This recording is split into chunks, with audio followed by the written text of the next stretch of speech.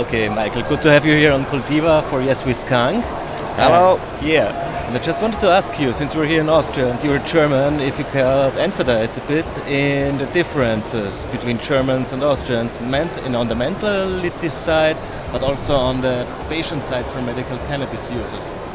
Okay, the Austrians, I would say, concerning cannabis, they don't want to regulate everything, so they are more tolerant. You have the legal clones here, you have the legal seeds here, which is not allowed in Germany. This is both prohibited, because in Germany they say buds are prohibited, of course, the rest is also prohibited. Here they are a little bit more tolerant. They say, okay, plants and seeds don't have buds, so they are okay.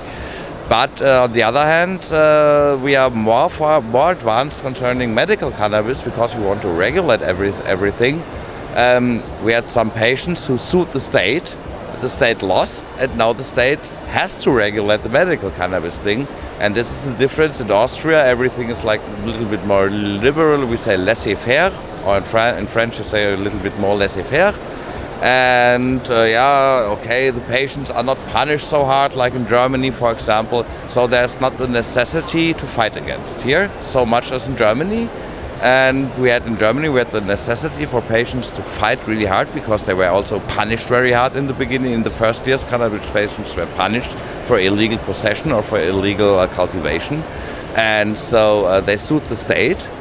They lost, and now the state admitted or said, okay, we lost all court cases, so the state has to regulate medical cannabis now, and this is what they started like a few years ago, and now they even have to produce in Germany because it's a logical thing, because the cannabis we get from Netherlands is not sufficient for the patients, and then the state says, okay, we don't want the patients to self-cultivate. We don't want it, so the state has to grow cannabis. And this is the part where we are further advanced. We have legal cannabis buds in Germany. We have a federal regulation, which even the US doesn't have. They don't have a federal regulation. Only Canada has one, which is very similar to the regulation we will have soon. So what's the newest update from Germany? As we were talking to you at Mary Jane Berlin, so we can get the champagne out already, or is there another obstacle to manage?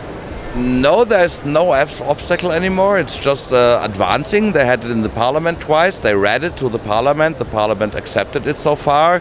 They make minor changes. They are not too big. Like the THC content has to be classified very exact, not up to 1.8, not with a tolerance, But those are minor changes. In general, the only thing which is not clear yet is the reimbursement. It has to be reimbursed, but nobody knows on which illnesses or which sicknesses it will be reimbursed, which indications, when it will be reimbursed. But the first will be paid for probably in 2019. Some for the old patients, like I am, for the older patients, we might get paid for it from 2017 on, but this is all not sure. But the rest is sure.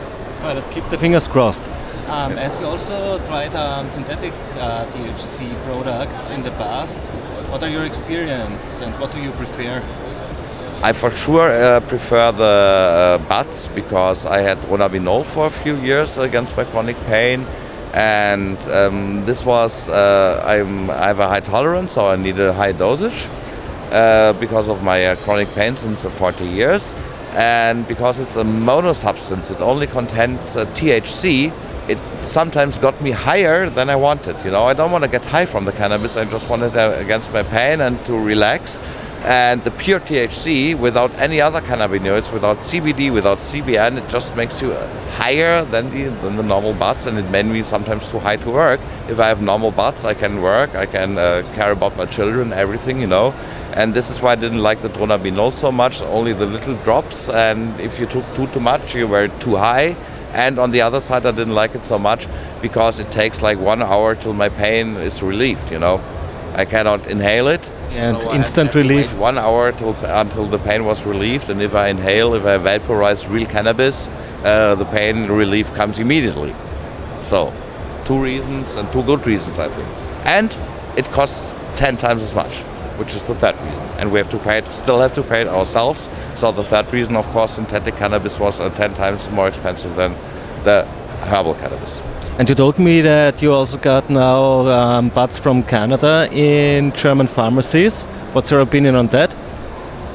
We got 2 strains so far, and I must say the 2 strains which are in so far, they are announced to be in more, but they brought in 2 strains so far. I don't want to name them, you can Google it. One was really not tasty at all, and the other strain was okay, but also not what I expected. And from my personal opinion, I must say, the strains from Bedrocan are better than the 2 strains from Canada we receive so far, but I hope we receive a lot more strains from Canada, and I think there will be also a lot of good strains coming in then.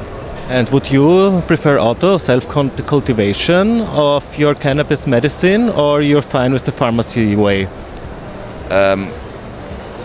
If the costs will be reimbursed and I can choose the cannabinoid profile I need, which is not in one of the strains which are offered in the pharmacy, I would be totally happy. But as long as this is not achieved, it's very hard on the one hand to afford it, and on the other hand, if you can get a better stuff for your paints on the black market, what would you choose? That's my question, The answer is clear. Yeah.